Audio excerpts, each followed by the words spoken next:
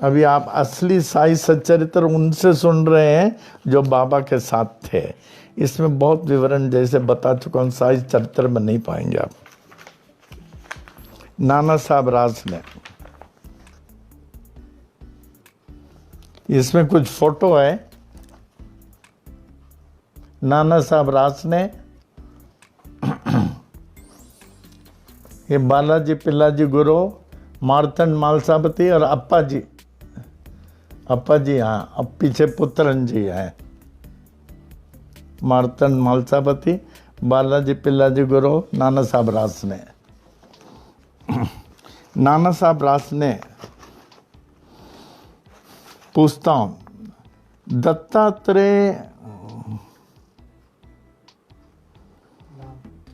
दत्तात्रेय दामोदर रासने था। नाना साहब रासने, इनका नाम दत्तात्रेय दामोदर रासने था। दत्तात्रेय दामोदर रासने।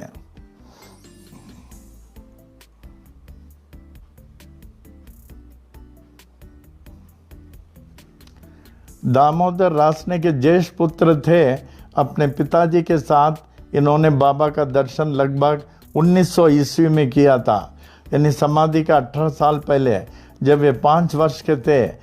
आपका जन्म कौन साल से हुआ, वह आपका पूरा नाम। नाना साहब बोलते हैं मेरा जन्म 1895 ईस्वी का था, 1895। मेरा नाम नाना साहब दामोदर रासने। आपका बाबा से मुलाकात करने का मुख्य कारण क्या था? हमारे पिताजी हमारे जन्म से पहले ही बाबा की लीला सुनकर उनके प्रति पूर्ण विश्वास से समर्पित थे। वे ही हमको बाबा के पास ले जाया करते थे। पिताजी का बाबा के प्रति बड़ा विश्वास था। वे सब कार्य बाबा की आज्ञा से ही करते थे, अपना व्यवसाय आदि। फिर पूछता हूँ, आपके पिताजी दामोदर रासने यानी अन्ना साहब रासने की मुलाकात बाबा से कैसी हुई? हमारे पिताजी बाबा की कीर्ति के बारे में बहुत सुने थे, विशेषकर श्री नाना साहब चंदोरकर। बाबा के अधिकांश बड़े बड़े डिवोटीज को नाना साहब चंदोरकर ही लाते थे। नाना साहब चंदोरकर जैसे भगवान कृष्ण के अर्जुन थे, अर्जुन के समान जितने बड़े बड़े डिवोटीज हैं नाना साहब चंदोरकर लाते थे। और नाना साहब चंदोरकर बाबा के पास लगभग 1890 ईस्वी में आए और द फर्स्ट दर्शन से सरेंडर हो गए। He was a deputy collector, नाना साहब चंदोरकर। तो उन्होंने जब 1890 में फर्स्ट टाइम आए, सुन करके जो भी बाबा को देखता था ऐसा लगता था भगवान को देख रहा है और भगवान का दर्शन कर रहा है। जो भगवान का दर्शन करता वो तो समर्पित होने वाला है। तो 1890 से समर्पित थे।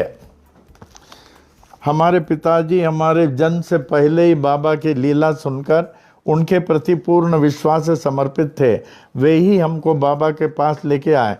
पिताजी का बाबा के प्रति बड़ा विश्वास था। वे सब कार्य बाबा की आज्ञा से ही करते थे। हमारे पिताजी बाबा की कीर्ति के बारे में बहुत सुने थे, विशेषकर श्री नाना साहब चंदोरकर से। उनसे आदेश दिया कि आप शिरडी जाकर श्री शिरडी साईं बाबा से मिलें, जहां आपके समस्याओं के हल के अतिरिक्त एक विशेष मानसिक शांति का अनुभव होगा। इस प्रकार हमारे पिताजी बाबा से मिलने को शिरडी गए। अब बाबा से मिलने पर जो अनुभव हमें हुआ उसका शब्दों से वर्णन मैं नहीं कर सकता। अगर किसी का भगवान का दर्शन हो जाए उन सामने तो आप क्या दर्शन करेंगे? गोविंदराव रघुनाथ दाभोलकर 1910 से 1918 तक बाबा के पास आते जाते थे और इतना प्रसिद्ध उन्होंने साई सच्चरित्र लिखा है। 53 अध्याय, 9308 पृष्ठ, इतना अध्याय उन्होंने लिखा, वो वर्सेस। लेकिन उनसे पूछा गया, जब आप 1910 से 1918 तक बाबा का दर्शन किए, उस समय आपने क्यों नहीं लिखा? आप समाधि के 5 साल बाद लिखते हैं। बाबा का समाधि 1918 में हुआ, तो आप 1923 से लिखते हैं, लगभग 5 साल के बाद। जब आप बाबा के सामने देखते थे तो उस समय क्यों नहीं लिख सकते थे? पूछे तो उनके आंखों में आंसू था। कहने लगे भगवान के सामने कोई लिख सकता है? कितनी बड़ी चीज। आपको एकदम भगवान का दर्शन हो जाए तो आप तो उनमें खो जाएंगे, खो जाएंगे। The subject merges with the object. आप क्या लिखेंगे? 5 साल के बाद वो भी बोले मैंने नहीं लिखा, मैं कलम पकड़ा था, बाबा ने लिखा। और लिखने को 6 साल लगे। 1929 में लिखा, जहाँ फिर उसके बाद में 15 जुलाई को जब वो लगभग 70 साल के थे, साई सचरित्र के लेखक ब्रह्मलीन हो गए। क्या भगवान के सामने कोई लिख सकता? कितना अच्छा चीज बताए।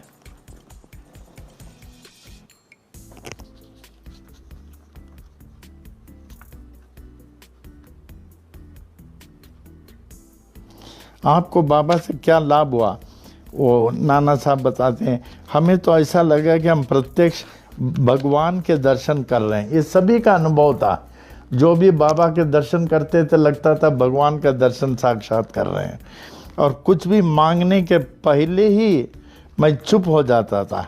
मांगने से पहले चुप हो जाता था। जब भगवान आपके सामने खड़े हो जाएंगे तो आप क्या मांगेंगे? आप चुप हो जाएंगे। उनको क्या नहीं मालूम? बाबा के सामने ये सोचते हुए कि ऐसे भगवान से मैं क्या मांगूं जो सब कुछ जानते हैं। हमारे पिताजी का तो बहुत अनुभव था बाबा के प्रति। जैसे हम उन्हें बाबा बिन मांगे देते हैं वैसे मुझे देते हैं, बिन मांगे देते हैं। आप बाबा को क्या समझते थे? केवल मैं नहीं, सभी दर्शनार्थियों को ऐसा लगता था वे जैसे वह प्रत्यक्ष भगवान के सामने उपस्थित हैं। सभी को लगता था कि भगवान के सामने उपस्थित है। बाबा में बहुत शक्ति व आकर्षण होता था। क्या बाबा ने आपके कुछ विशेष समस्या का हल किया? पूछता हूँ। हाँ, बहुत बार। केवल मेरा ही नहीं, बाबा ने हमारे पूरे परिवार का सब दुख दर्द हमेशा के लिए दूर किया, हमेशा के लिए दूर किया। जैसे एक बार मस्जिद में मालसापति थे, भगत मालसापति, जो बाबा के खास भक्त थे, जो 100% सरेंडर हो चुके थे। बाबा ने कहा भगत मालसापति को, भगत तुम्हारी औरत बहुत दूर गांव में रहती है। हाँ बाबा, वो गई है बहुत दूर गांव में। अच्छा, उसको गांठ की बीमारी हो गई, मालूम है? गांठ की बीमारी हो गई। बाबा मालूम नहीं, उसको तो कभी हम लोगों ने कोई बीमारी देखा ही नहीं, कोई बीमारी देखा ही नहीं। और अच्छा आप कहते तो कैंसर, अभी मैं जाता हूँ, अभी हम जाते हैं। बोले भगत, जो मेरे पास आता है उनके पूरे परिवार की रक्षा मैं करता हूँ, तुमको जाने की ज़रूरत नहीं है। जो हमारे पास समर्पित हो जाता है उसके पूरे परिवार का देखभाल मैं करता हूँ। तो चिट्ठी आई उनके धर्म पत्नी से, कहने लगे मैं 4 दिन गांठ की बीमारी से बहुत तकलीफ था, सो नहीं सकता था। एक दिन सुबह उठा, कुछ भी नहीं था। ये भगत बोलने लगे, अरे कुछ नहीं था। कैसे कुछ नहीं था? इधर आओ तो मैं बताता हूँ। फिर उन्होंने बताया बाबा का। दोनों बाबा के चरणों में गिर के बहुत रोने लगे। तो जो बाबा के पास जाता है और समर्पित है और जो उनसे विभक्त नहीं है, उसको मालूम होना चाहिए सिर्फ वो सुरक्षित नहीं है, उसके पूरे परिवार सुरक्षित है। बाबा ने वचन दिया उसके पूरे परिवार जो है सुरक्षित हैं, सिर्फ वो नहीं।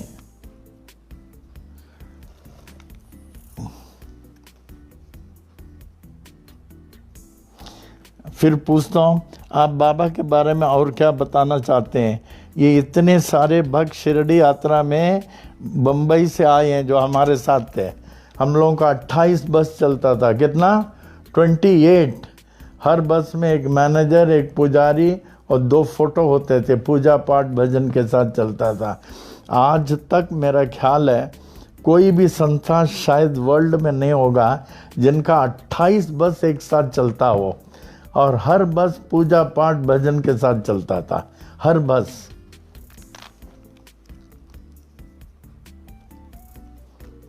आप बाबा के बारे में और क्या बताना चाहते हैं? ये इतने सारे भक्त शिरडी यात्रा में बम्बई से आए हैं, ये सब आपको सुनकर प्रभावित हो रहे हैं। इनके लिए कुछ उपदेश बताता हूँ, हमारे मंडली के लिए आप कुछ उपदेश दें, उनको बोल रहा हूँ। नाना साहब कहते हैं, मैं क्या कोई भी बाबा के बारे में कुछ भी बता नहीं सकता, कोई भी बाबा के बारे में। जैसे आपको कहा, God defined is God denied. कोई भी बाबा के बारे में कुछ बता नहीं सकता, ये किसी का सामर्थ्य नहीं है। भगवान के बारे में कौन बता सकता? क्या आप अपने हमारे निवास स्थान कुर्ला, जहाँ बाबा का मंदिर है, वहाँ आना चाहेंगे? ये कुर्ला की समय की बात है। देखिए, हमें माफ़ करना, हम इस शिरडी के बाबा को, शिरडी के भगवान को छोड़कर और कहीं जाने की इच्छा नहीं रखता हूँ। कितने सच्चे हैं। और कोई बोलता, हाँ बोलता था, हम शिरडी के बाबा को छोड़कर और कहीं जाने की इच्छा ही नहीं रखते। वाह वाह वाह। हे नाना साहब रासने जी, आपको बहुत धन्यवाद देता हूँ, जिन्होंने आपने अपना अमूल्य समय देकर इतने सारे भक्तों को बाबा के बारे में अपना विशेष अनुभव और बाबा से भेंट करने का विवरण सुनाया। आपको बहुत धन्यवाद।